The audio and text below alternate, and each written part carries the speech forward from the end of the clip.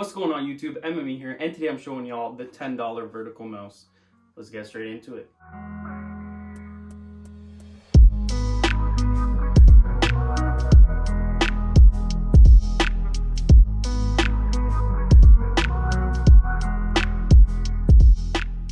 Before we get started, I can see that a large percentage of you haven't subscribed, so please hit that subscribe button to help me hit my goal of 1K subs before the end of 2021. Now the mouse comes with a Bluetooth receiver that you simply plug into your computer.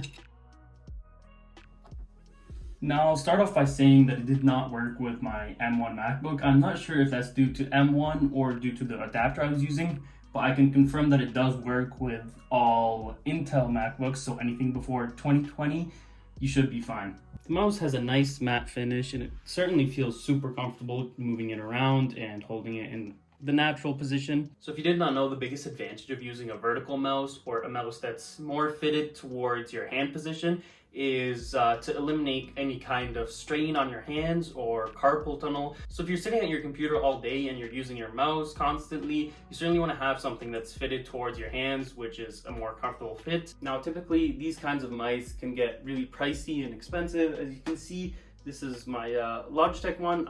I love this mouse. This is probably the best mouse I've ever used, but it's 130 Canadian dollars. It's not the kind of thing everyone would be willing to spend on a mouse. And that's kind of the advantage of buying a no-name vertical mouse. You know, it's gonna get really cheap. I bought this off Wish for $10, but I'll sure to try to include an Amazon link to a similar product. I find that with the 2.4 gigahertz receiver on this mouse, there isn't really any much of input lag or any kind of delay when using the mouse. So you might be wondering, how does it perform on gaming?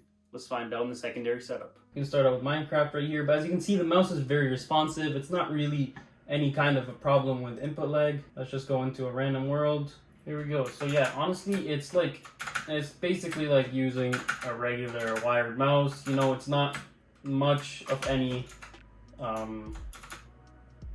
not really much of any noticeable input lag or anything. I would say it's even comparable to my Logitech mouse, which is 13 times the price or so. Very, very impressive, to be honest, for something straight out of Wish.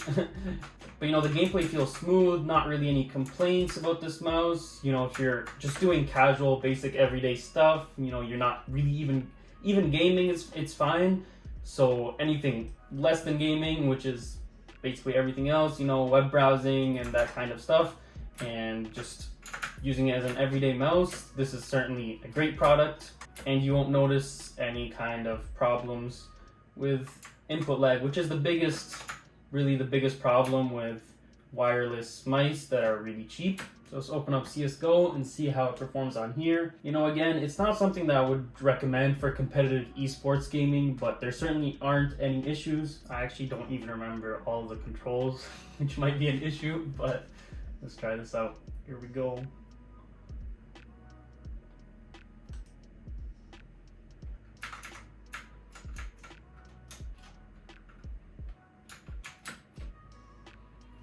Oh, I already died. I think I might need to increase my sensitivity just a little bit. How do I do that? Keyboard, mouse sensitivity. I'm going to increase my sensitivity slightly just for a little bit easier looking around. And here we go.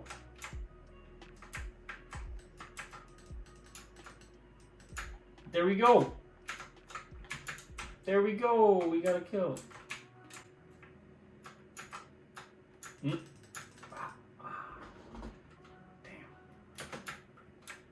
Okay. Sniper. Oh no. Yeah, I definitely wouldn't say I'm good at this game, but you know, you can see that the mouse is certainly not that bad. Oh. For a $10 mouse, again, I'm honestly very impressed with the capabilities it has and how little input lag there actually is. You know, some of these mouse technologies have came a long way. Before, you wouldn't be able to play any video games with a wireless mouse, but with a lot of the Logitech ones, their latency is actually less than a lot of wired mouse, which is very impressive. Okay, I'm just gonna call it there. Overall, this is a great product that I purchased from Wish for $10, but I'll try to link down below an Amazon link as well. and you can decide which one you would rather go with. Of course, I'm guessing the Amazon one's going to be more expensive, but it'll have a better return policy. So, you know, if you want to make sure that the product, if you get it, if it's not function as well as you would like, then to be able to return it, then you certainly want to go with Amazon. Versus Wish, it'll take much longer delivery. I think it took 2 or 3 months to get here, but it was really cheap and it was still, you know, worth the price for what I paid. But that's pretty much it. Let me know if you guys have any questions in the comments down below. Thanks for watching. Please like, comment, subscribe, and I'll see you in a later video.